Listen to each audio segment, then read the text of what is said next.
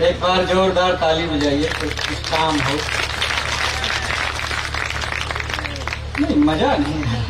सभी लोग मुस्कुरा रहे हैं, लेकिन मुस्कुराहट में थोड़ा कुछ गड़बड़ लग रहा है। चलिए, दौर चलाने की कोशिश कर रहा हूं मैं पूरी तरह से। और क्या शाम सलोनी है, क्या रात सुहानी है। क्या शाम सलोनी है, क्या रात सुहानी है। ऐसे में मोहब्बत की एक शम्मा जलानी है। क्या शाम सुहानी है, क्या शाम सलोनी है, क्या रात सुहानी है। ऐसे में मोहब्बत की एक शम्मा जलानी है।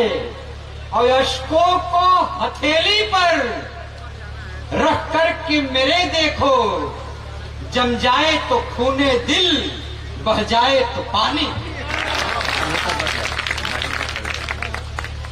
मैंने एक छोटा सा तोप चलाया, आप लोगों ने उसको खुश कर दिया। अच्छा, एक तोप और चला रहा हूं, मुझे लग रहा है कि आगे से पीछे तक पूरी गोली जाएगी। भाई नहीं जाएगी तो मैं अपना तोप लेके आया हूं कि चूल्हे की आग को बुझाया नहीं हूं। सुनिएगा आगे से, आदरणीय अध्यक्ष जी सुनिएगा, नई चीज सुना रहा। चूल्हे की आग को बुझाया नहीं हूं, ये राज किसी को बताया नहीं हूं। कि चूल्हे की आग को बुझाया नहीं हूं, ये राज किसी को बताया नहीं हूं। और लौट के आई है फिर, चूल्हे की आग को बुझाया नहीं हूं, ये राज किसी को बताया नहीं हूं। और लौट के आई है फिर सर्दी ऐसी, 3 दिनों से नहाया नहीं हूं।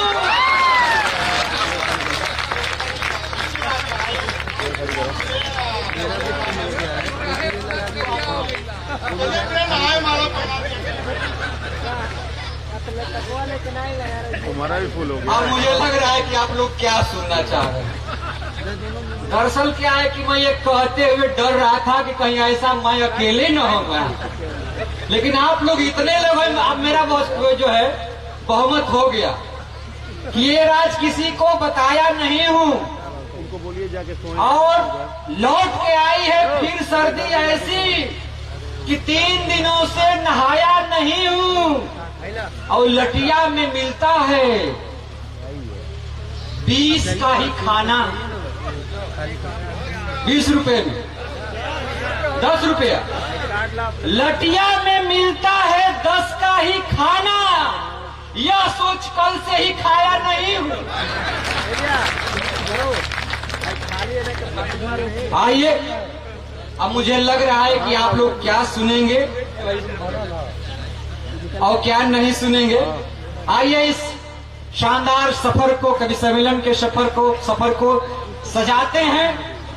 और बात यहां से शुरू करता हूं फिर से कि पता नहीं मेरी आवाज कहां तक पहुंचे। जहां तक आदमी है बात वहां तक पहुंचे। और लेके आए हैं बुद्धा का पैगाम, जिनके लिए हमारी कोशिश से ये सौगात वहां तक पहुंचे। समय थोड़ा सा कम है, तमाम कार्यक्रम चल रहे हैं, मैं जल्दी अपना कार्यक्रम निपटाऊंगा। मैं चाहता हूं कि गागर में सागर भरने वाला कार्यक्रम हो।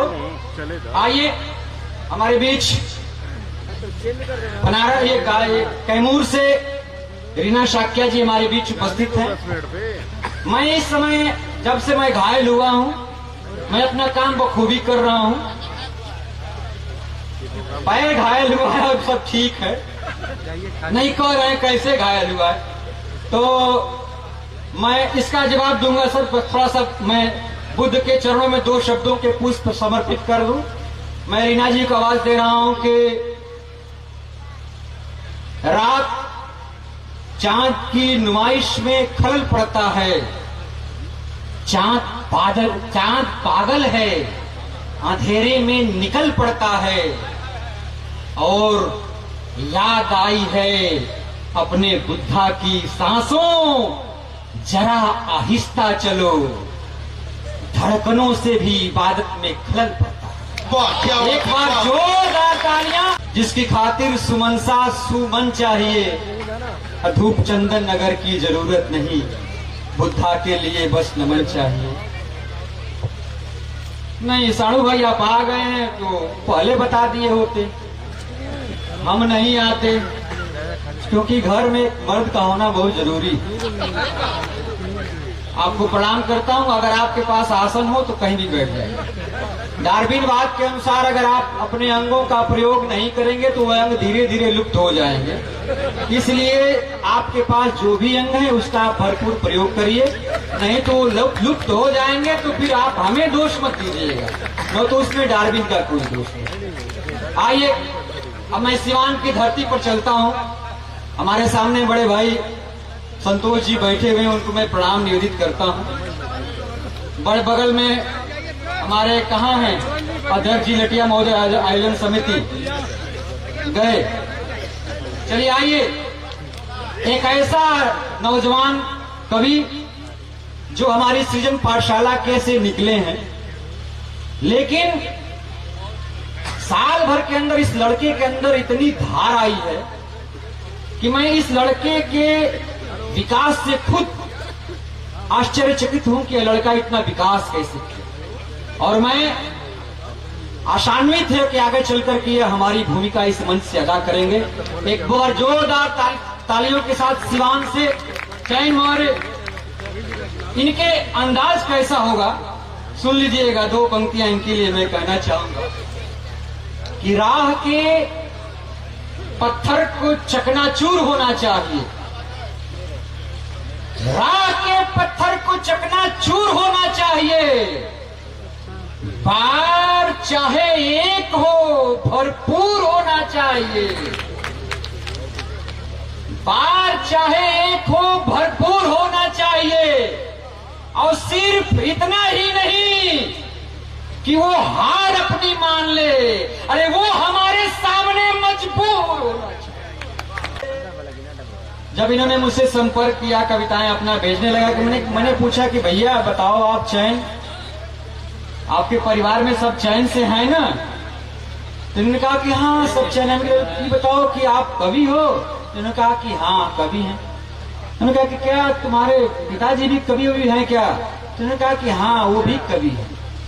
मैंने प्रश्न को आगे बढ़ाया, मैंने क्या आपके दादाजी भी कुछ साहित्य से रुचि रखते थे? तो उन्होंने कहा कि हाँ मेरे दादाजी भी अच्छा लिखते थे। उन्होंने कहा कि क्या आपके परदादा भी कुछ गीत गाना गाते थे क्या? तो चैन ने कहा कि हाँ हाँ वो भी गाते थे, मेरी दादी बताती थी। फिर उन्होंने पूछा कि सर जी आप क्यों पूछ रहे हैं? मैंने कहा कि मैं इसलिए पूछ रहा हूं कि मैं यह खोजना चाहता हूं कि बेवकूफी की जड़ कहां तक गई। तो हमारे चैन जी बहुत अच्छे कवि आने वाले। क्या बात है संत कुमार सर, धन्यवाद। मुझे पता था कि ये बीच में जरूर टोके। दरअसल जब अच्छे कार्य होते हैं तो आसुरी प्रवृत्ति वाले लोग बीच में जरूर टपकते हैं, और कोई बात नहीं। हमारे बीच में ये मधुमक्खी वाले बाबा यहाँ है, बैजनाथ जी इलाहाबाद से आए हुए हैं। मैंने कहा कि बाबा ये बताइए यार, आप मधुमक्खियों से प्रेम करते हैं, मधुमक्खियों को बुलाते हैं रोटी के लिए, उनके भोजन के लिए, ये बताइए रोटी और प्रेम में क्या अंतर है? तो मैंने कहा कि देखो मैं रोटी का और प्रेम की परिभाषा दिखा रहा, सुनिएगा अध्यक्ष ये संतोष भैया। इन्होंने एक चूहा रखा मूसदानी में, चूहेदानी में, और एक जगह एक चूहेदानी में चूहिया को रखा, एक चूहेदानी में चूहे को, और सामने बाजरे की रोटी रखा। इन्होंने चूहे को छोड़ा, चूहा चूहेदानी से निकला और बाजरे की रोटी खा करके फिर चूहेदानी में चला गया। फिर दूसरे दिन इन्होंने गेहूं की रोटी रखा, चूहा निकला, गेहूं की रोटी खाया, चला गया। फिर तीसरे दिन इन्होंने ये चने की रोटी रखा, चूहा चूहेदानी से निकला, रोटी खाया, चला गया। इन्होंने कहा कि देखो प्रवीण, तुम अभी नहीं जानते हो, तुम छोटे हो, प्रेम से रोटी बड़ी होती है, पेट बड़ा होता है। मैंने कहा मधुमक्खी वाले बाबा, जिस तरह से आपने रोटी बदल के देखा है, एक बार चूहिया बदल के देखते। एक बार जोरदार तालियों के साथ मधुमक्खी वाले बाबा को। बड़े शांत होकर गधे की कविता सुन रहे थे। मैंने कुछ गलत कहा क्या? नहीं, अगर सही कहा तो जोरदार तालियां बजाइए। और वो भी ऐसे गधे की कविता सुन रहे थे जिसके पास दिमाग ही नहीं था। तो ऐसी अच्छा, वैसे एक चीज है, पूरी कविता इन्होंने लगा दी, अंत में जो अच्छी चीज इन्होंने कही, क्या बात है, कि सभी लोग लाइन में पड़े हैं और नेता बनने के जुगाड़ में खड़े हैं, लेकिन उनके पास दिमाग उमाग है नहीं। क्या बात? नेताओं की स्थिति, भैया संतोष भैया क्षमा चाहूंगा, आप हमारे आज के वो क्या बोलते हैं, आज आप हम लोगों के पुतले हैं जिस पर हम लोग गोला दागेंगे। यही कहूंगा कि जहां दालान की जिद पर किसी का घर बदलता है, जिदिए सा अपनी चौखट पर कोई हर रोज जलता है, और शहर की सीध में जब से बनी प्रधान की कोठी, हमारे गांव में सूरज जरा तिरछा निकला। क्या बात है, क्या बात है, ये स्थिति है हमारे राजनेताओं की। बहुत मैं क्षमा चाहूंगा। अभी आते ही हमारे एक नेता मित्र ने कहा यहाँ पे नहीं है, उन्होंने कहा कि अरे तुम भी आ गए। हमने कहा कि प्रभु, मैं इसलिए आया हूँ, आपकी चरण वंदना करने के लिए आया हूँ, क्योंकि मुझे पता है कि आपके चरण से, आपके आचरण से आपके चरण पवित्र हैं, इसलिए मैं आया हूँ। और आइए मैं आगे की तरफ बढ़ूं। सामने डॉक्टर साहब हमारे राष्ट्रीय अध्यक्ष महोदय नवनियुक्त बैठे हुए हैं, बगल में इधर डॉक्टर सच्चिदानंद बैठे हुए हैं। मैं बधाई देना चाहूंगा आपको। और एक डॉक्टर के बाद दूसरा डॉक्टर अध्यक्ष बना, ये हमारे लिए संयोग है, संयोग नहीं, हमारा वो सौभाग्य है। मैं तो कहता हूं कि हमारे संस्थापक जी थे, उन्होंने चंद्रगुप्त मौर्य की तरह सम्राट अशोक क्लब की नींव रखी और उसे सजाया और सजाया, संवारा। इसके बाद हमारे राष्ट्रीय अध्यक्ष डॉक्टर दीनानाथ मौर्य जी आए, उन्होंने बिंदुसार की तरह पूरे इस साम्राज्य को एकदम मेंटेन करके रखा, बरकरार रखा, और आज आप सम्राट अशोक की तरह है जो इसे और ऊंचाई तक ले जाए। एक बार बहुत सुंदर। आइए, बगल में डॉक्टर साहब बैठे हुए हैं, इधर एक कवि डॉक्टर शिवनूरत जी भी बैठे हुए हैं, कैमूर से आए हैं। मित्र, एक डॉक्टर की शादी हो लग गई, और जब डॉक्टर की शादी लगी तो डॉक्टर बड़े थे, तो ये हुआ संतोष भैया कि इसका मैनेजमेंट बहुत अच्छा होना चाहिए। जैसे लटिया महोत्सव का मैनेजमेंट आपने बहुत बढ़िया किया, तो डॉक्टर के शादी के मैनेजमेंट के लिए एक मैनेजर रखा गया, आदरणीय भंते जी, और मैनेजर बड़ा कमाल का था। उसने ऐसा मैनेजमेंट किया कि बारात एम्बुलेंस से आई। क्या बात है, क्या बात है। नाश्ते में बीटाडीन की गोलियां दी गई, वो आयरन की गोलियां दी गई, मेहंदी की जगह बेटाडीन लगाया गया। इसके बाद बारात जनरल वार्ड में टिकी, बरमाला की जगह स्टेथोस्कोप का प्रयोग किया गया। सुहाग रात ऑपरेशन थिएटर में मनाया। क्या बात है। इसके बाद थोड़ी देर के बाद डॉक्टर साहब ने घंटी बजाया और बोला नेक्स्ट। क्या बात है। एक बार जोरदार तालियां। और आइए आपको इस मंच के एक धुरंधर कवि को आमंत्रित कर रहा हूं। धुरंधर का मतलब समझते हैं? जो एक बार आप लोगों की आंखों में धूल और अंधर दोनों झोंक दे, उसे हम धुरंधर कहते हैं। हमारे बीच भाई दामोदर दबंग जी हैं, पेशे से वकील हैं। अभी कोरोना में आदरणीय आनंद जी और आदरणीय दामोदर जी दोनों लोग मर गए थे। आनंद जी गए वहां नरक के द्वार पर, द्वारपाल ने पूछा कि तुम्हारी शादी हुई थी? हुई है। आनंद जी ने कहा हाँ, एक पत्नी है हमारे पास। उसने कहा कि चलो ठीक है, तुम बहुत जीर्ण सी प्रवृत्ति के आदमी हो, बहुत दबे कुचले हो, चले जाओ स्वर्ग में। ये पीछे खड़े थे, इनका नंबर आया। इन्होंने कहा कि सर हमारी 2 शादियां हुई। द्वारपाल ने 4 डंडे चूतर पे लगाया, कहा कि भागो यहां स्वर्ग में बेवकूफों के लिए जगह नहीं है। अच्छा, एक लाइन इन्होंने छोड़ दिया है, आदेश करें तो मैं पूरा कर दूं। धनंजय भैया पूरा कर दूं कि तोर लौआ मोर लौआ एक में मिलाओ रे, अरे छोटे छोटे कविता दबंगवा सुनाओ रे, तोर लौआ मोर लौआ एक में मिलाओ। नहीं, अच्छा लगा तो एक बार जोरदार ताली उनके लिए बजाइए। बहुत सुंदर पूरा राजनीतिक परिदृश्य इन्होंने अपनी कविताओं में ढाल करके रखा है। मैं जल्दी जल्दी चल रहा हूं क्योंकि बड़ा लंबा कार्यक्रम है। हमारे बीच हमारे कैमूर से डॉक्टर शिवमूर्त जी बैठे हुए हैं। आप देखिए एक टोपी लगाए हुए हैं, और टोपी वो भी दूसरे किस्म की टोपी है। मैंने कहा कि दादा ये आप टोपी क्यों लगाए? उन्होंने कहा कि प्रवीण थोड़ा सा बाल हमारा उड़ गया है, इसलिए मैंने टोपी लगाया है। हमने कहा कि ये क्या, यह तो यूनिवर्सल ट्रूथ है भाई। भैया यूनिवर्सल ट्रूथ है। अब संतोष भैया का भी धीरे धीरे जा रहा है। जब बच्चा पैदा होता है तो माँ हाथ फेरती है तो बाल उगते हैं, और शादी होती है तो पत्नी हाथ फेरती है तो बाल। यह यूनिवर्सल ट्रूथ। केले खाने से हड्डियां मजबूत होती, मैं खा रहा हूं, और केले के छिलके पर पांव पड़ने से हड्डियां टूटती। ये ब्रह्मांडिक सत्य है, यूनिवर्सल ट्रूथ है। अपना बच्चा रोए तो दिल में दर्द होता, और पड़ोस का रोए तो सर में दर्द होता। ये यूनिवर्सल ट्रूथ है। अपनी बीवी रोए तो सर में दर्द होता, पड़ोस की रोए तो दिल में दर्द। क्या बात है, क्या बात है। मैंने आप लोग भी हमारे ही तरह एक बार जोरदार तालियां और एक गीतों के लिए कि 100 बार मरे होंगे सपने।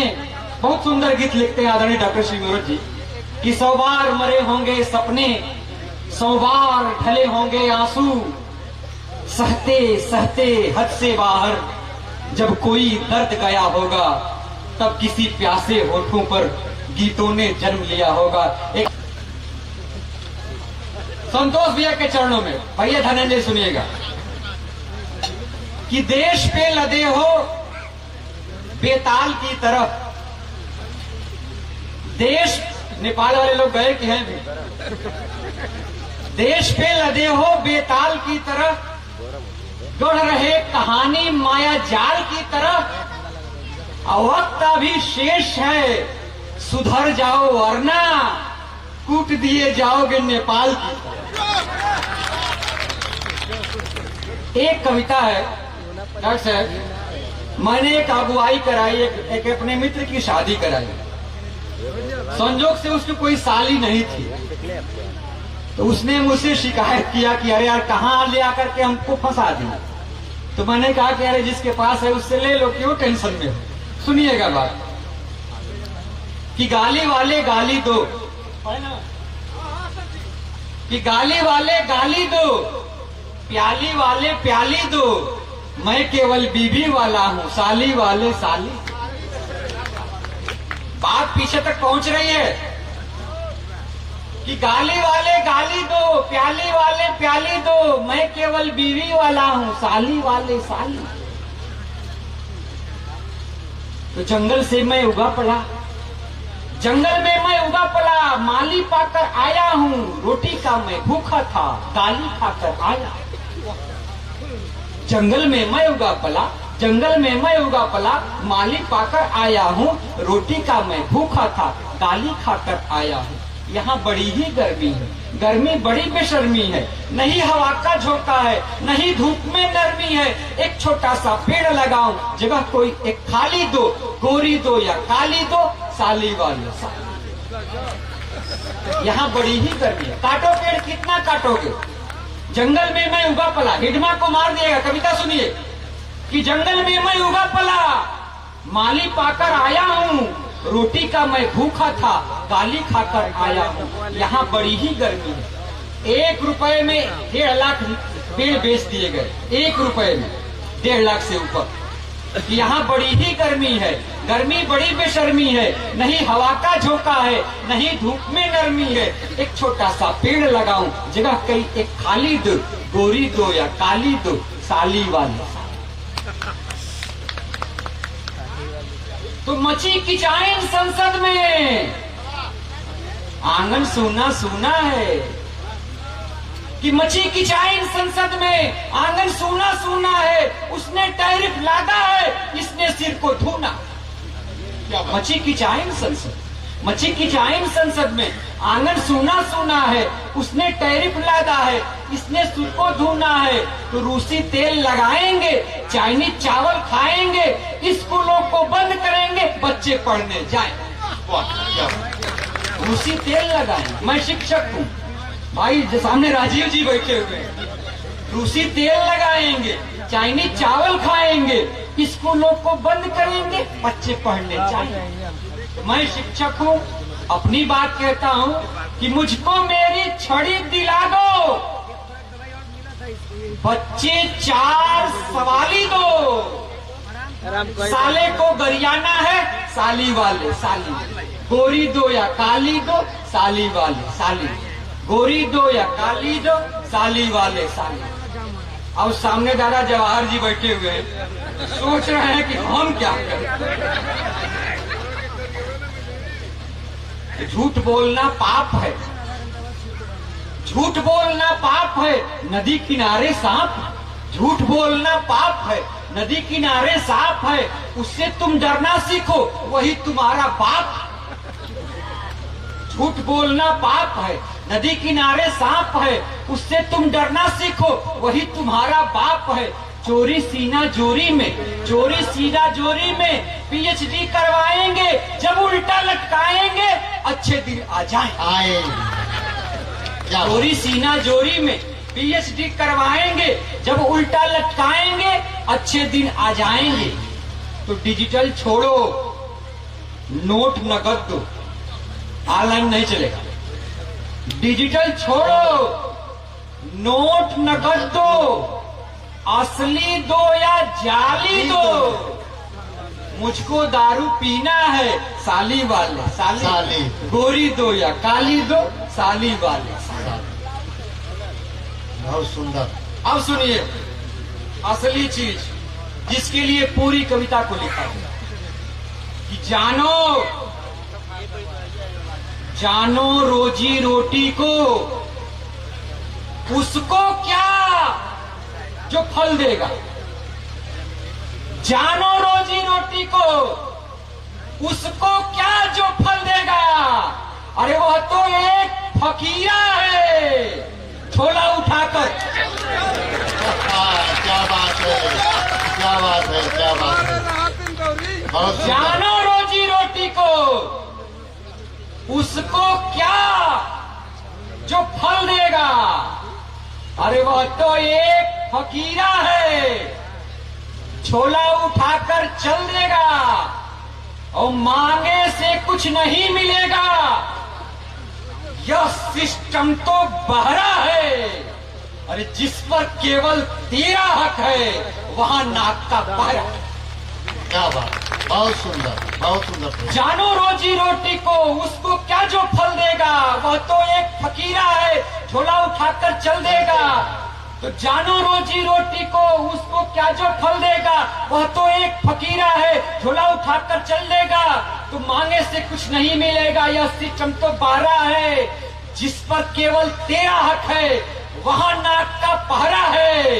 तो या तो मोटा डंडा दो या बंदूक दुनाली दो, उसको अब निपटाना है। साली वाले साली दो, गोरी दो या काली दो, साली वाले साली दो, मोटी दो या प्यारी दो, साली वाले साली। एक बार जोरदार तालियों के साथ